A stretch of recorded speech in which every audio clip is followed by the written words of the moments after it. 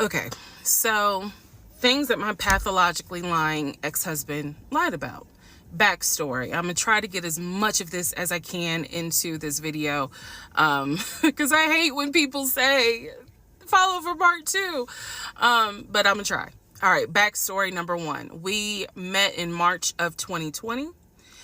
Georgia got shut down, locked down 2.5 weeks later.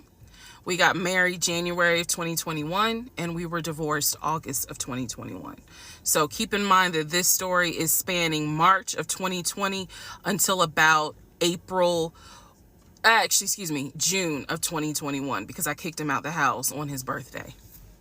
So we met online, Facebook dating and Hinge. I will never do online dating again, but that is where I met him. My tire blew on 285 just before Boulder Crest, on my way to our first date. Clearly that was a sign. I didn't listen. But my tire blew, and he met me at a gas station. We were supposed to be meeting at Cheesecake Factory, but because the tire blew, he met me at a gas station, fixed my tire, then took me to go get another tire, paid for it. And I just thought, oh my God, this is the beginning of a beautiful romantic story. Boy, was I wrong. So, things he lied about. Every morning he would get on the phone with his brother. We'll call his brother John. He would get on the phone with John, and he would be like, hey, babe, John said good morning. And I'm in the bathroom doing my hair because I still had to go to work at this time.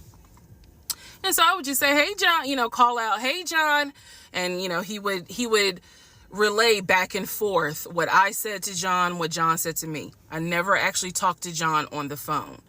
And so he would be like, I can't wait for COVID to be over. Me and my girl, we're going to come see y'all. I can't wait for Auntie to meet her. Side note, his parents are deceased, excuse me.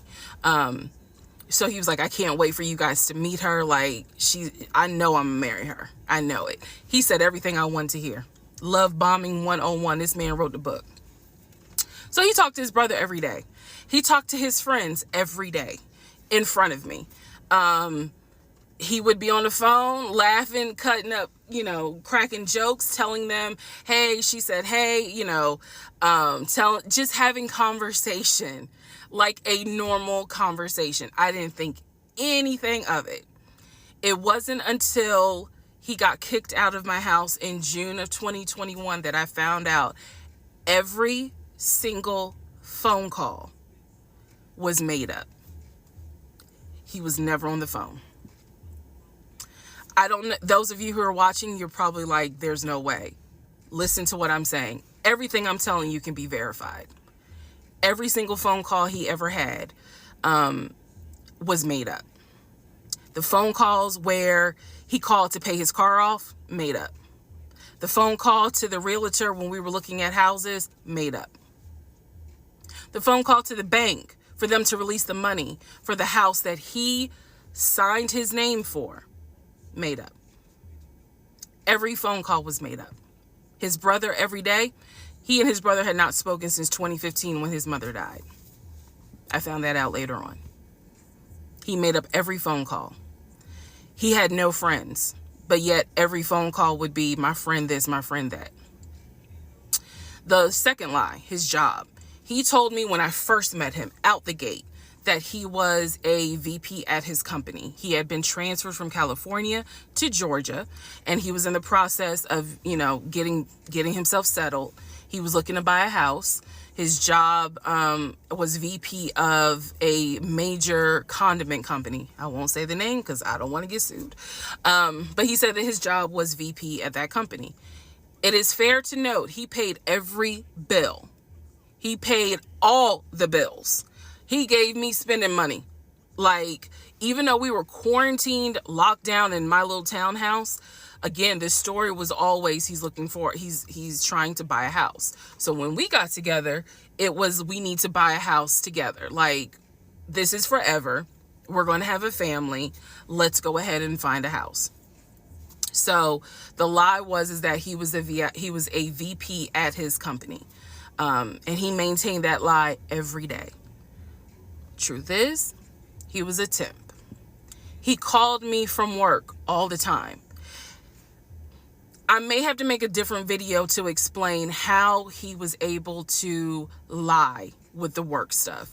So he would call me and he would pretend to reprimand employees who couldn't see that he had a Bluetooth thing in his ear. He would pretend to reprimand them in front of me. He would pretend to take phone calls from the company president who needed his help on something. He forged emails that he showed me from the company president asking him, you know, we need to get this up and running. We need to do this project. We need to do that. It is scary how brilliant he was and how much energy he put into the lie. But he was a temp. He was a temp forklift driver. There's nothing wrong with a forklift driver. But he was pretending to be a VP. Third lie, housing.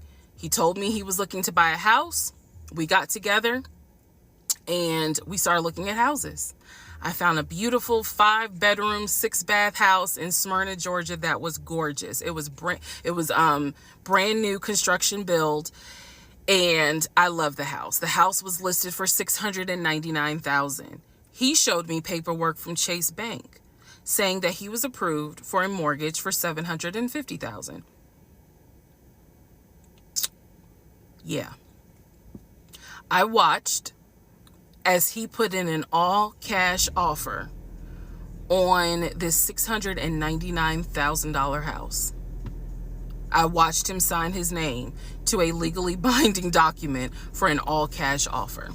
The reason why the house fell through was because the builder did not want to finish the basement. We were requesting that the basement get finished. He did not want to, so he declined our offer and took the offer of another couple who didn't need the basement finished. That's the only reason why that house fell through.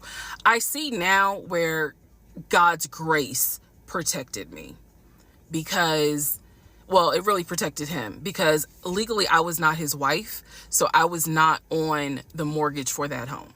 So, third lie had to do with housing.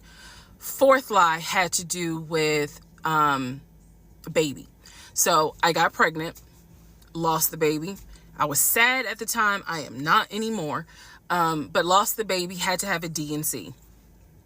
When I was in the hospital, the doctor called him to let him know, you know, she'll be discharged. Because again, this is COVID. So you could not go in the hospital at the time when I had the surgery. So the doctor called him and said, you know, she's going to be released in an hour and a half. He pretended to be his own executive assistant.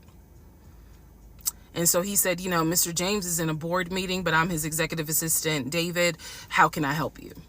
You can let me know what's going on. Obviously, the doctor wouldn't do that.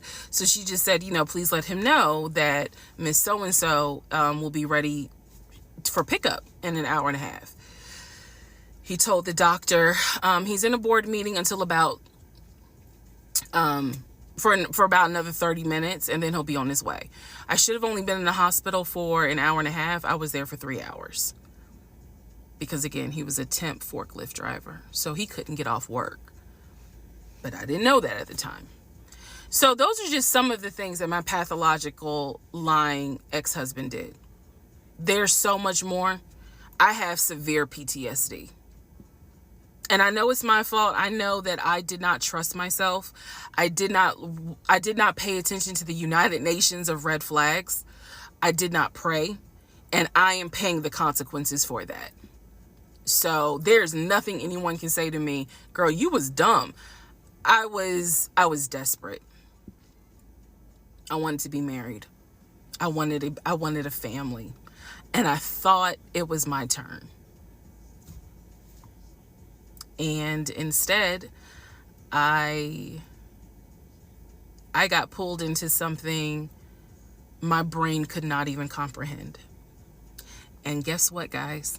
What I just told you is only 5% of the story. So yeah, let me know if anybody knows somebody at Lifetime. And also, if any of you got any sort of gift cards for Stella Rosa Black, I'll take those as well. That's my story.